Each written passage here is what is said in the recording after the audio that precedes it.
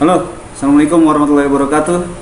Ketemu lagi dengan saya Omar dari strategiproperty.com. Hari ini saya live. Live, nggak live sih, merekam juga sih. Dari lokasinya Bintara Teras ya. Saya ingin jawab pertanyaan dari teman-teman kita nih, ada di grup. Kita bisa lihat di sini ada dari Mas Aris Handoyo. Ya, kita ini dulu. Pertanyaannya adalah, mohon pencerahannya Pak Omar. Saya karyawan swasta, ada dana 100 jutaan dan ingin sekali punya ruko senilai 1,5 sampai 2 M. Apakah bisa dan bagaimana teknisnya? Punya duit 100 juta ya, pengen punya ruko senilai 1,5 sampai 2 M. Ini pertanyaan sebenarnya belum begitu lengkap nih ya. Maksudnya dengan 100 juta itu kita dapat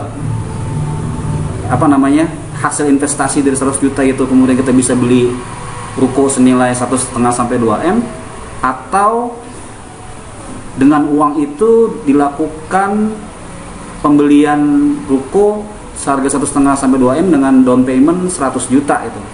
Jadi ini bisa dua jawaban ya. Jawaban yang pertama ya ajukan saja KPR, ya kan? Yang DP-nya bisa senilai 100 juta. Ini biasanya sudah ada DP, BPHTB dan yang lainnya itu sudah include gitu ya. Nah, cari aja ya ruko developer yang mau diberikan DP 100 juta untuk nilai ruko 1,5 sampai 2 M. Gitu. Itu bisa dilakukan seperti itu. Tapi ya dicari aja, coba dicari nilai ruko segitu dan bisa DP segitu gitu ya. Itu satu cara. Cara yang kedua, dari 100 juta ini bisa nggak kita putar sehingga bisa menghasilkan profit 1,5 sampai 2 M. Ini juga bisa sebenarnya dilakukan, tapi ya tentunya harus sabar ya. Ini bisa diputar melalui investasi, melalui bisnis, ataupun ya diputar, pokoknya intinya uangnya diputar lah, entah itu ke bisnis atau investasi ya. Bisa nggak menghasilkan 1,5 sampai 2 M?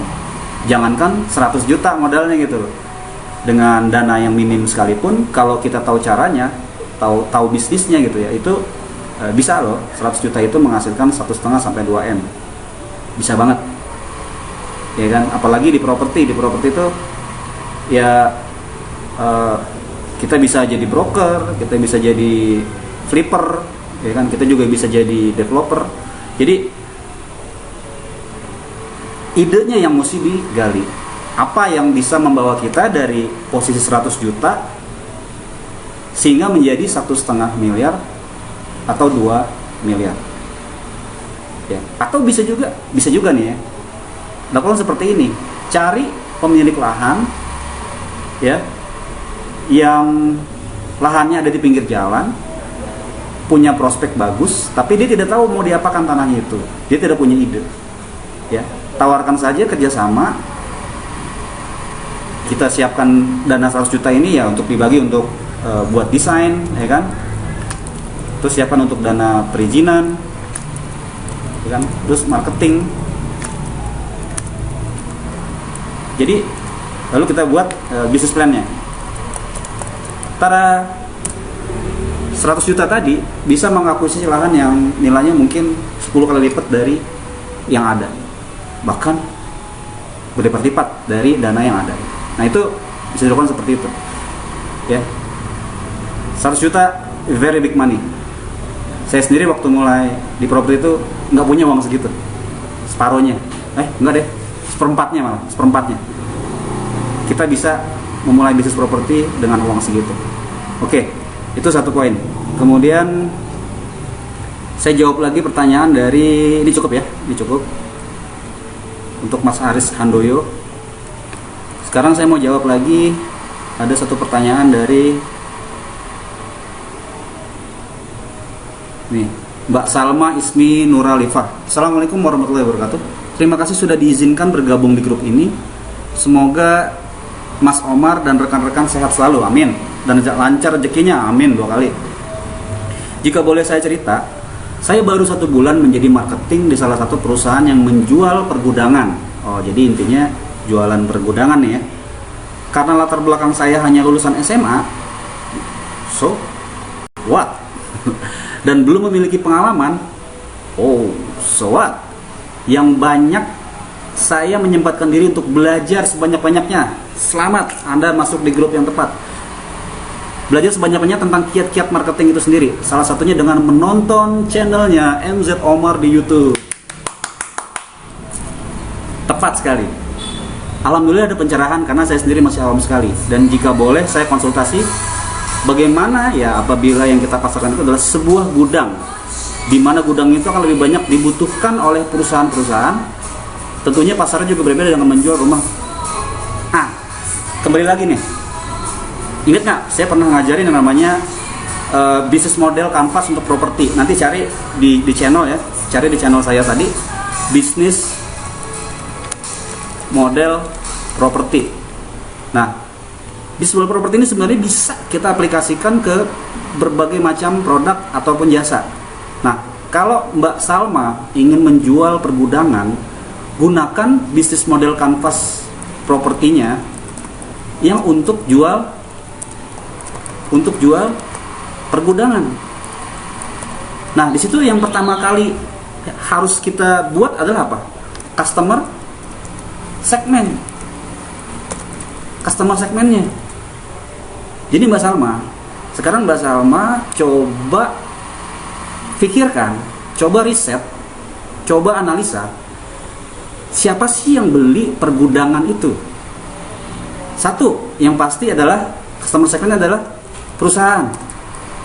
Ya, perusahaan apa? Perusahaan yang berada misalnya di bidang logistik. Ya, karena pergudangan kan. Kemudian juga bisa juga supplier. Bisa juga dia distributor.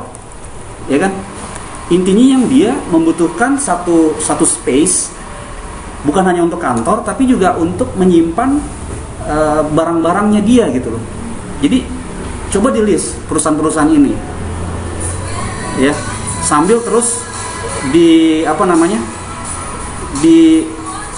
detailkan lagi customer segmennya.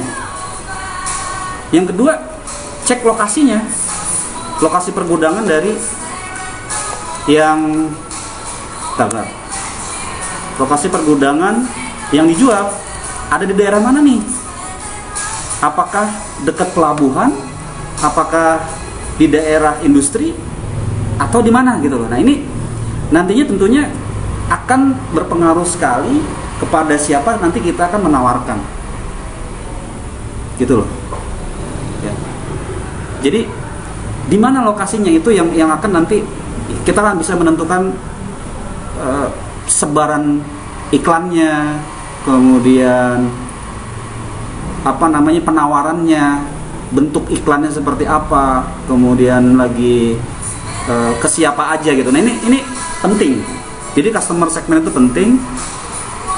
Seterusnya nanti pelajari bisnis model kanvas yang ada. Ya, saya kasih gambaran seperti itu. Jadi Mbak Salma coba tonton lagi video tentang bisnis model kanvas properti. Di situ ada banyak ide yang bisa dikembangkan. Ya, saya tidak akan menjelaskan secara teknis ya, karena itu butuh penjelasan yang cukup panjang. Tapi yang pasti ketika kita memahami bisnis model kanvas, produk apapun, jasa apapun, kita bisa lakukan penjualan dengan baik. Oke, singkat aja. Sebenarnya ada satu lagi pertanyaan ya, cuman tadi dulu. Saya cek dulu ya. Ada banyak pertanyaan kemarin.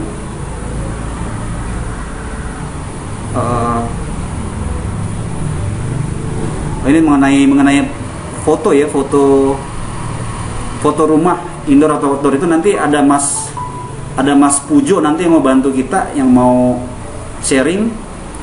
Cuma nanti saya mau nunggu momen yang tepat. Itu nanti juga akan membantu teman-teman ketika menjual properti, bagaimana sih angle foto yang baik sehingga nanti menghasilkan kualitas foto ketika kita pasang di online ya, pasang di marketplace, pasang di iklan. Fotonya adalah foto-foto yang benar-benar profesional. Oke? Tetap semangat. Karena jualan properti itu tidak semudah yang kita bayangkan, banyak poin, banyak hal, kita harus meyakinkan mereka, kita harus bisa closing. Jadi tetap semangat, karena itu yang kita butuhkan. Dan ketemu lagi dengan saya nanti. Saya Omar dari strategiproperty.com. Jangan lupa klik like, komen, dan share video ini. Semoga bermanfaat bagi teman-teman semuanya. Oke, terima kasih. Wassalamualaikum warahmatullahi wabarakatuh.